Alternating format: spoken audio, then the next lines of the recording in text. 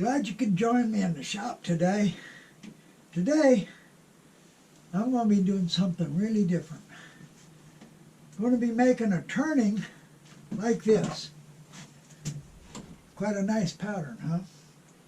Not exactly like this. I'm going to make it, think a little bit bigger. I'm going to make it a different wood.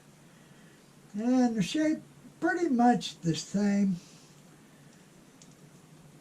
And what this is, it's just an open segment turning is all it is. Except the open segments aren't solid segments. They're like this right here. This is an exaggeration. But the segments are like this. And it does take a bit of time to build the segments. So what I'm going to do is make it, I think, 5 segments high and 12 segments per ring. Now I want the segments as big as I can get them because they're easier to make that way. I normally don't use 12 segments, but for this I am because, like I said, I want the segments about as big as I can get them. And for effect, I want a solid bottom. I don't want a floating bottom. I want the look of a solid bottom on it. So, as you know, the biggest solid bottom you want to make is about 6 inches. So I'm going to make a 6-inch solid bottom. Any bigger than that, you need a floating bottom. And I want it to get a little bit of a barrel shape. But in order to build these, I want all the segments to be the same size. So what I'm going to do is I'm going to make this direction 1.25 inches. That'll give me a lot of wood so I can turn a curve in it, even though all the segments will be the same size. And what I'm going to do, make the top and bottom pieces 0.2 inches thick, and the side pieces also 0.2 inches thick. I'm going to use 12 segments. I'm going to make them 1 inch tall, and I'm going to make segments for a 7-inch ring. So all the rings will be 7 inches, and then I'll have a lot of wood I can cut the curve in it. And a 7-inch ring is going to require open segment of 1.3129. So that's 1.3129 this direction. So I'm going to make them all like that. But what I'm going to do is make a jig to help me glue them in. I'm going to use this, which is high molecular density plastic. I'm using that because glue won't stick to it. I'm going to cut a notch in it just so that'll fit in. Not this one. This one's, like I said, exaggerated size. But so it'll just fit in. Then I'll clamp it down and I can use it to glue them up. I'm going to use quick and thick glue so I can glue them up pretty fast. Probably take me an hour to glue them up. Now, the wood I want to use, this here is Cadillacs, and it worked out pretty good. But I want a dense wood, straight grain. I don't want any fancy grain. I think what I'm going to use is Bubinga. I got this Bubinga board. I've already used a lot of it. But I got this board. I got it for $10. Good Bubinga board. It was about that tall when I got it. But the reason I got it for $10, as you can see, it's just warped like crazy. But that's good. Normally that thing would be awfully expensive. But I can use a warp board. It's no problem. I can get a 6-inch base out of here, and then I'm going to have to make stock. And what I'm going to do is cut stock 1.25 inches wide. I'm going to make some 0.2 inches thick for the tops and the bottoms. Then I'm going to cut it some stock that's 0.6 inches wide, and I'm going to cut the edge pieces out of that. So I'm going to go ahead and get started milling up some stock for it. I've got all the wood milled up now. I've got a piece cut for the base. A little bit warped, but it's okay. It's enough to make a base out of. I got these cut, milled, 2 smooth sides to 0.2 inches thick. They're all short pieces because it was warped wood, so I had to cut them into short pieces. But I've got a bunch of them.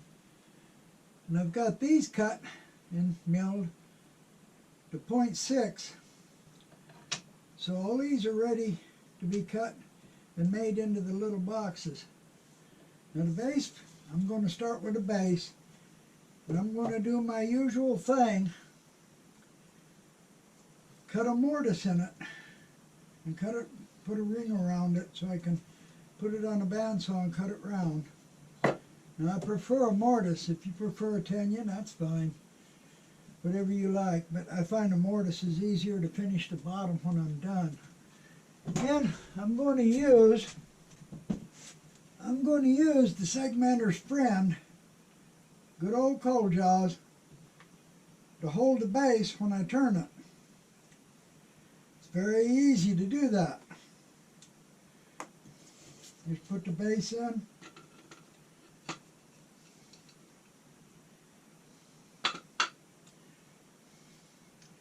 Put the base in, cut the mortise in it, turn the ring around it, then put it on the bandsaw, cut the corners off, and then put it in the chuck. So that's the first thing I'm going to do, is prepare the base. I've got the base with a mortise cut in it, got it turned around, the edge, got it cut on the bandsaw, rather, not turned. I'm going to put it in the chuck. I'm going to turn the edge round, and I'm going to dish it out in the middle, leave about 1 inch on the edge, and I'm going to flatten. I'll turn it flat and then sand it flat, and it'll be ready to take on the open segments. So I'm going to go ahead and put it in the chuck and dish it out and flatten it. The base is ready now. Set up my table saw to cut the segments. I'll set the cut length here, measure it, set it.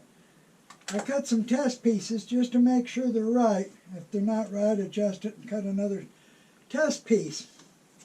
So that's right. Got the fence set at the correct angle, which is really easy using this digital angle finder.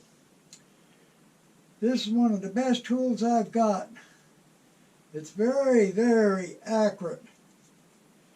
Set up any angle you want. And I use a lot of different angles, so yeah. This is set up. So that I have got 10.5 degrees on here.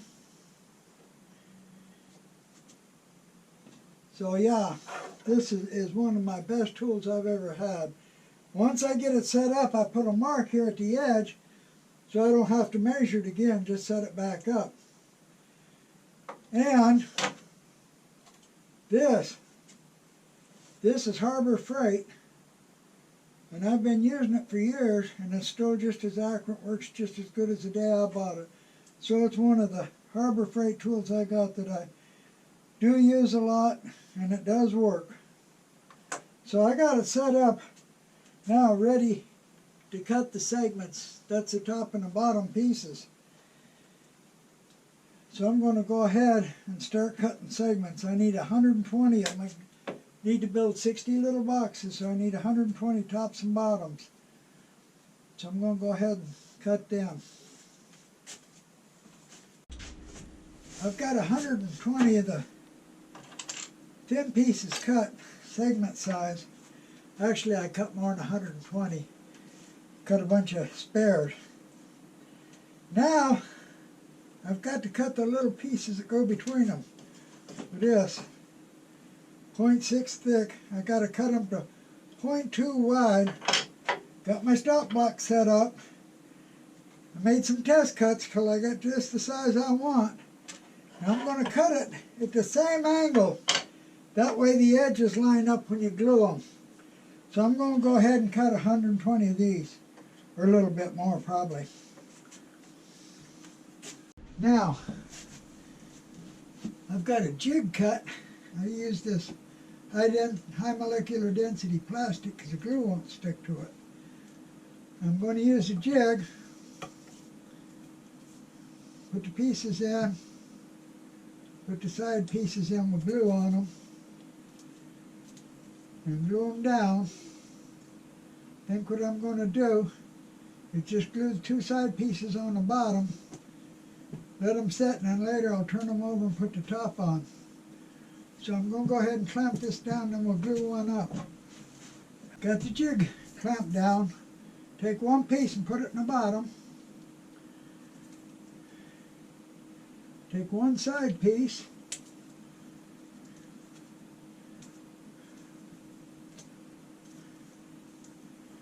Put a tiny bit of glue on the bottom of it. There we go.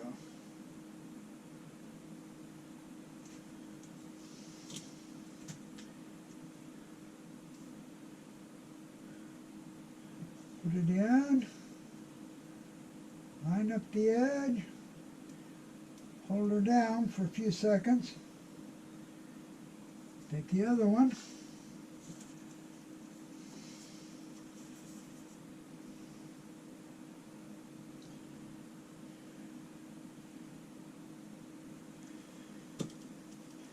same way, put it in, line up the edge, hold her down a few seconds. After a few seconds, I'm going to take this out and set it aside. Set this one aside. And ready to glue another. And this is going to take a while. It's going to be a little tedious, but it's well worth the effort to get this pattern. I got 14 of them glued up with the sides on now. That's enough for the first ring, couple of extra. Now, what I'm going to do is glue the other piece on. I'm going to put it in a jig. I'm going to put glue on these two sides, turn it upside down and put it into the jig and glue it down. It better fit. It better fit.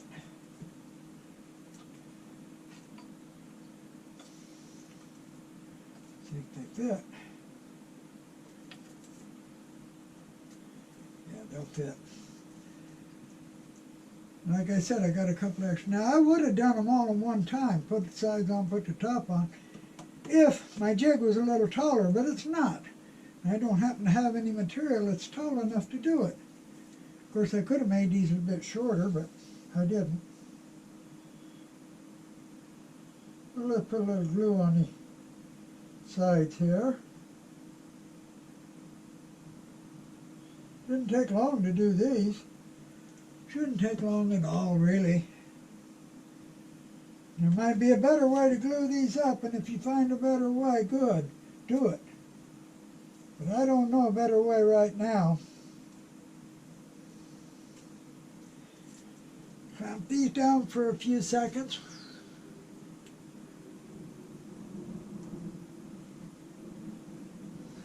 That's long enough. Take it out. Set it to the side, ready to do another. Soon I'll have 14 of them finished, and I'll use 12 on the first ring. Okay, I've got 14 of them completed now. Now what I got to do is take them and put them on the disc sander just enough to clean them up on the side. Just want them cleaned up. Not very much. I'm going to sand these just enough to clean the sides up.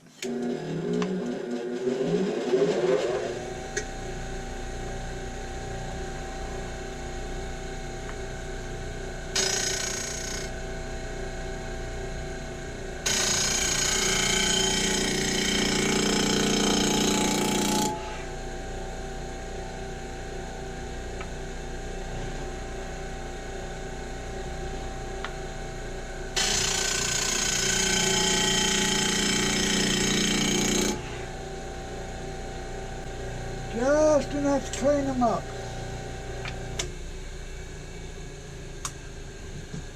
Yeah, I've got my setup here.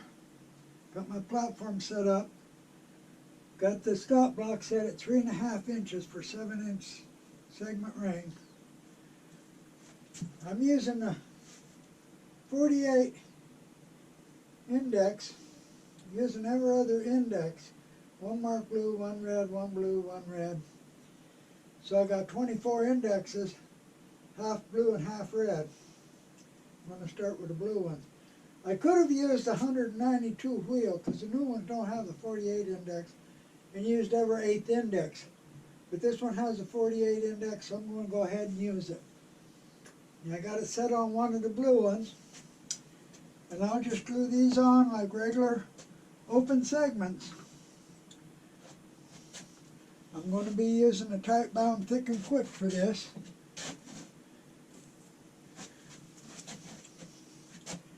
Just like always, a little bit of glue.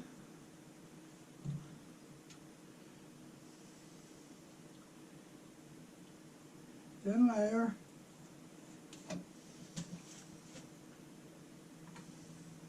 Put it on and hold it for 5 seconds.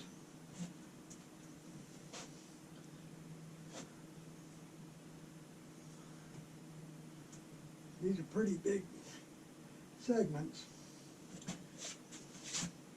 Go to the next blue index. Take the next segment. These are just open segments now, is all they are.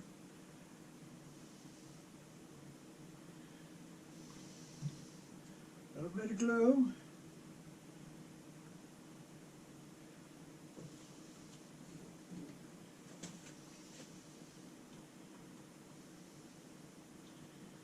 Glue it on.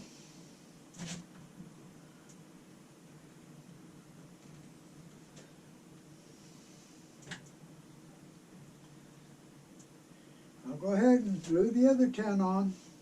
Now, it's been more than 15 minutes. Just like any other open segment, it's got to be chalked and sanded flat.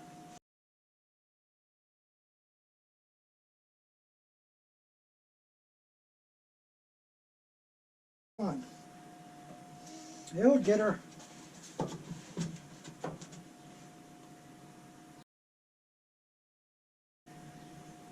Still a little more. This stuff's hard to sand.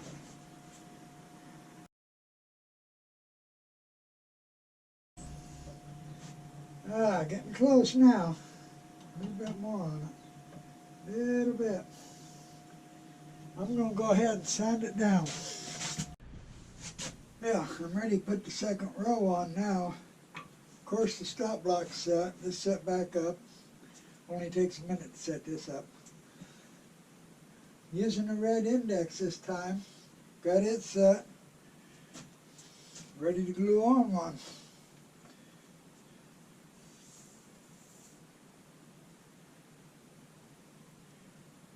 If the glue will cooperate.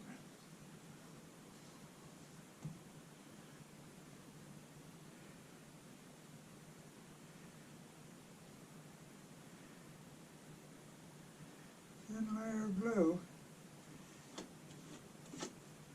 These are awful big segments, I swear.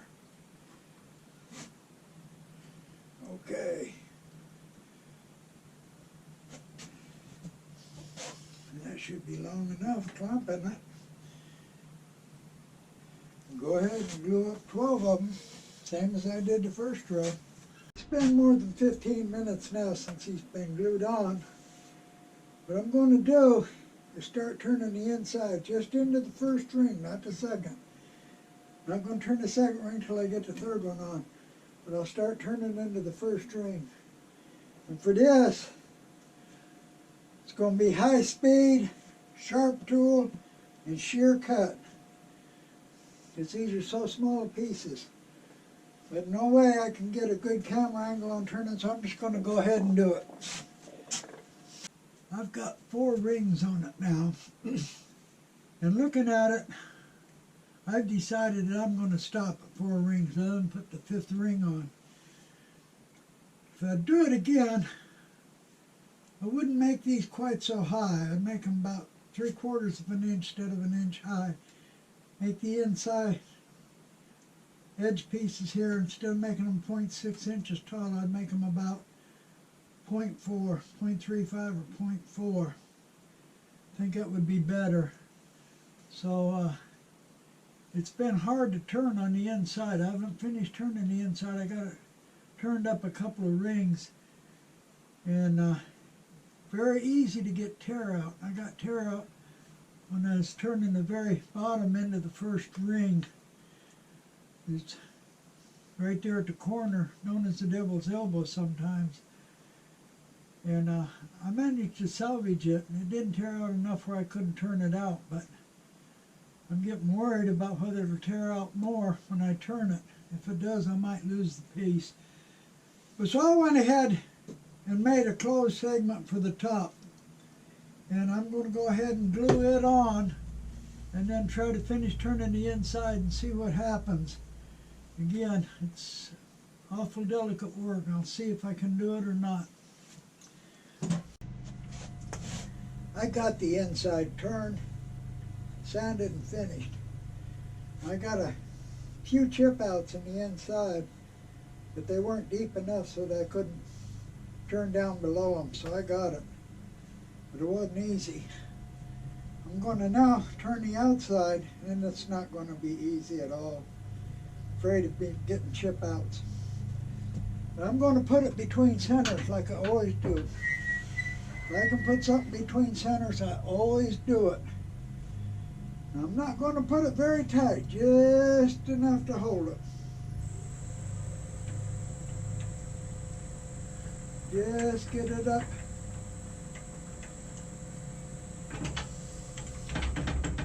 Get a little closer than that.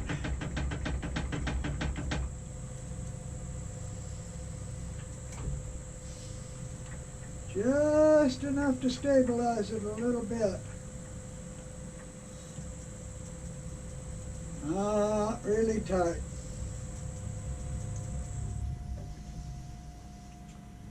So I'm going to go ahead and try and turn the outside. I hope I can get it. I might destroy this piece trying, but I'm going to try it. Believe it or not, I got the outside turned and sanded without getting any chip outs on this one. Kept a good sharp tool, fast speed, and a shear angle. And I left it walls just a little bit thick for 3 reasons. First one, of course, is strength. The second one is because it's so hard to turn. I don't want to try going any deeper. And third of all, for the effect. I want to be able to see the boxes. So yeah, I'm going to go ahead and put shellac on it now. I'm not going to put shellac mixed with boiled linseed oil on it, because I can't spin it and polish it like you normally would. So I'm just going to put shellac on it by itself, just shellac, and let it go at that. I got it turned inside out and finish on it. I still got to finish the bottom. Got to turn the bottom. In order to do that, I'm going to put blue tape around the edge here. Then I'm going to hold it in the coal jaws. Got the tapered pins on them, and I'm going to hold it from the outside because it's flared out a little bit. So I'm going to go ahead and tape it, mount it in the coal jaws, and I'll bring the tailstock up to hold it. Well, I got the bottom turned, and so that's it. It's actually finished now. I managed to turn it without breaking all the little pieces out again. So I made the little boxes with a jig. Now there might be a much easier or better way to do it. I don't know. If you find a way, good. Do it. And like I said, if I do it again, I'm going to make these not quite so tall. This is not quite the pattern I'm looking for. I like them a little bit shorter, and I stopped at 4 because of the height of them. But other than that, it went fairly well. I got a few chip outs on turning the inside, but nothing so drastic that I couldn't turn past them. And I hope you enjoyed this little video, and I really appreciate those that subscribe, and I also appreciate everyone that views it. And I have a cheat sheet for all the angles on the open segments that's used with the index wheels. If you want a copy, just email me, and I would appreciate it if you'd subscribe when you email me.